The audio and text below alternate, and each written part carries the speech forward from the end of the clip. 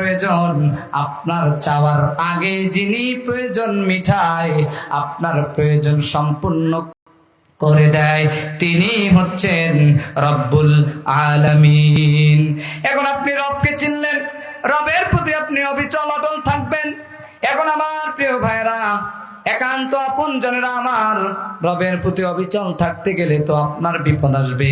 আপনার বিবি কান্না করবে, আপনার ছেলেরা কান্না করবে, আপনার মেয়ে কান্না করবে, পাড়া প্রতিবেশী কান্না করবে, আপনাকে গুম করে রাখা হবে, আপনাকে কারাগারে যেতে হবে, আপনাকে হামলা মামলার শিকার হতে হবে।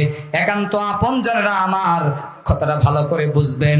আপনি যদি রব স্বীকার করে নেন আর বুঝেন আপনার উপরে কোনো বিপদ নাই, কোনো হামলা মামলা নাই, কোনো কিচ্ছু আপনার ভিতরে নাই, বুঝবেন আপনার রব শুধুমাত্র এই মুখের মধ্যে স্বীকার করা, তাছাড়া আপনার এই রব কাজে কর্মে পাওয়া যায় না।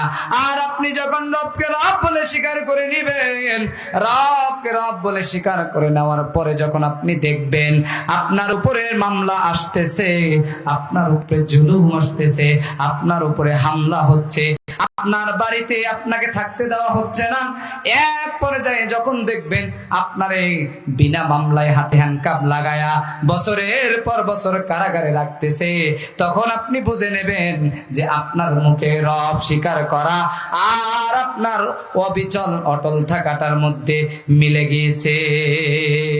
ঈমানের পথে অবিচল থেকে আমার মরণ যেন হয়, ঈমানের পথে অবিচল থেকে আমার মরণ যেন হয়। তাহলে আমরা ঈমানের পথে থেকে মরতে চাই কি চাই না? কারা কারা চাই? দুহাত তুলে দেখাই। লিল্লাহে তাকবীর, লিল্লাহে তাকবীর। আজকের মাহফিল